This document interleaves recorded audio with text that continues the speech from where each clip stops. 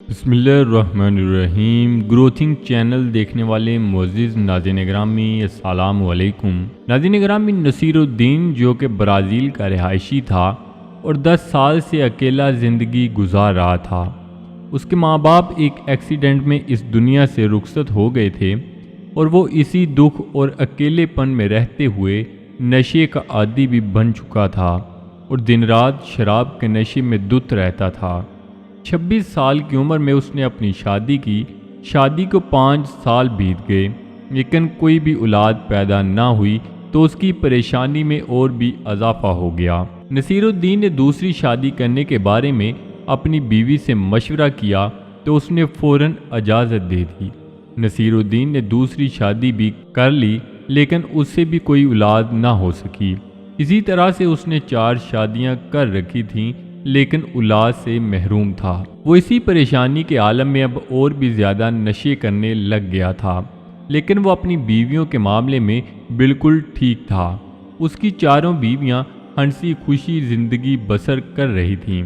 نصیر الدین کے نشہ کرنے کے سبب گاؤں کے سبھی لوگ اس سے نفرت کرتے تھے اور کوئی بھی اس کے پاس نہیں آتا تھا اور نہ ہی اس سے کوئی دوستی یا تعلق رکھنا چاہتا تھا۔ نصیر الدین کی زندگی روز بروز مشکل ہی ہوتی جا رہی تھی۔ ایک دن رات کو اس نے اس قدر شراب پی کہ وہ اس دنیا سے چلا گیا۔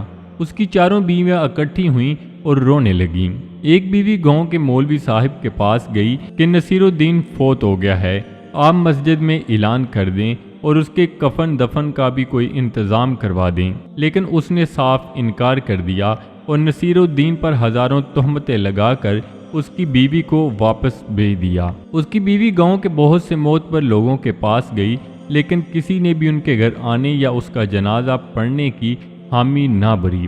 نصیر الدین کی 4 بیویاں بہت پریشان تھیں کہ آخر اب کیا ہوگا، اس کا تو کوئی بھی جنازہ پڑھنے یا پڑھانے کے لیے رضامند نہیں ہو رہا۔ جب اس نے گھر آ کر باقی بیویوں کو بھی بتایا کہ گاؤں میں کوئی بھی ہمارے گھر آنے کے لیے تیار نہیں تو ان میں سے ایک نے کہا کہ میں ایک حافظ قرآن اور عالمہ عورت کو جانتی ہوں، میں اس کے پاس جاتی ہوں۔ نصیر الدین کی دوسری بیوی اس عالمہ عورت کے پاس گئی اور جا کر سارا ماجرا بیان کیا تو اس نے کہا کہ میں آپ کے گھر آ جاؤں گی لیکن آپ پہلے گھر جا کر اس کو غسل دو اور کفن پہناؤ، میں آ کر جنازہ پڑھا دوں گی۔ خیر وہ گھر آئی اور 4 نے مل کر نصیر الدین کو غسل دیا اور وہ عالمہ بھی آ گئی۔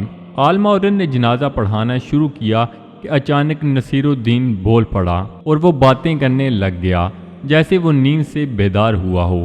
سب ڈر گئیں اور اس سے دور جا کر کھڑی ہو گئیں، لیکن نصیر الدین نے انہیں غمزدہ دیکھ کر پھر سے پاس بلایا اور جب اس نے خود کو کفن میں پایا تو پوچھنے لگا کہ یہ کیا معاملہ ہے، مجھے کفن کیوں پہنایا ہوا ہے؟ تو اس کی بیویوں نے سارا ماجرا بیان کیا اور بتایا کہ آپ مر چکے تھے اور آپ کا تو گاؤں میں کوئی بھی جنازہ پڑھانے اور نہ پڑھنے کے لیے آیا ہے اور اس لیے ہم خود ہی سب کچھ کر رہے تھے۔ پتہ نہیں وہ فوت ہوا تھا یا سکتے کی حالت میں تھا، یہ کسی کو بھی کوئی سمجھ نہ آ رہی تھی۔ جب وہ اٹھا اور اس نے سنا کہ واقعی گاؤں میں سے تو میرا جنازہ بھی کوئی نہیں پڑھنے آیا، آخر کیا معاملہ ہے، تو وہ فوراً اٹھا اور سجدے میں گر کر اللہ پاک سے دعائیں مانگنے لگا اور نشہ چھوڑنے کا وعدہ کرنے لگا۔ اس نے اللہ پاک سے رو رو کر دعا کی کہ وہ اب سارے گاؤں والوں سے بھی معافی مانگے گا اور کبھی دوبارہ گناہ نہ کرے گا، کیونکہ وہ جان چکا تھا کہ اللہ پاک نے مجھے اب مہلت صرف اس لیے دی ہے کہ میں اپنے گناہوں کی معافی مانگ سکوں اور جن کے میں نے دل دکھائے ہیں ان سے بھی معافی مانگ سکوں۔ نصیر الدین جیسے بھی تھا، وہ نشہ کرتا تھا یا لوگوں سے لڑائی جھگڑے کرتا تھا، لیکن اپنی بیویوں سے ہمیشہ محبت و شفقت سے پیش آتا تھا اور وہ 2 ایسی عورتوں کی بھی کفالت کر رہا تھا جن کا اس دنیا میں اللہ کے سوا کوئی بھی موجود نہ تھا۔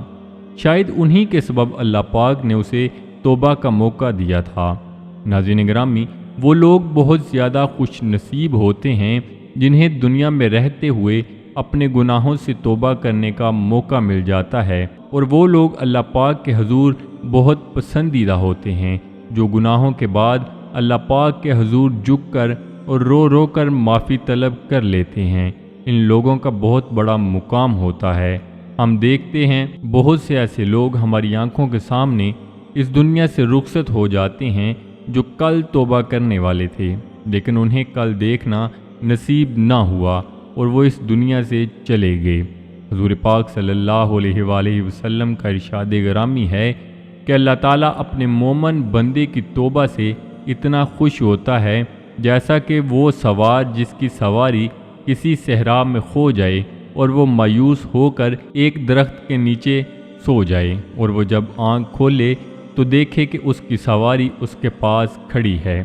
کوشش کریں کہ اگر ایک گناہ کے بعد آپ نے توبہ کر لی ہے تو وہ گناہ دوبارہ سرزد نہ ہو، لیکن اگر آپ دوبارہ بھی وہ گناہ کر بیٹھیں تو پھر بھی اللہ کے حضور جھک جائیں اور معافی طلب کر لیں۔ بے شک اللہ پاک کی رحمت بہت زیادہ وسیع ہے اور بار بار اپنے بندے کو معاف کرنے والا ہے۔ جس طرح ہم دنیا میں رہنے کی تیاری کرتے ہیں، کاش ہمیں یہ بھی موقع مل جائے کہ ایسے ہی ہم آخرت کے لیے فکر مند ہو جائیں اور آخرت کی تیاری کر لیں، اس سے پہلے کہ ہماری آنکھیں ہمیشہ کے لیے بند ہو جائیں۔ اس سے پہلے ہمیں ان کو کھولنا ہوگا۔ اللہ پاک سے دعا ہے کہ اللہ پاک ہم سب کو اپنے حضور جھکنے کی توفیق عطا فرمائے۔ تو جی ناظرین، یہ تھی ہماری آج کی ویڈیو۔ امید کرتے ہیں آپ کو ضرور پسند آئی ہوگی۔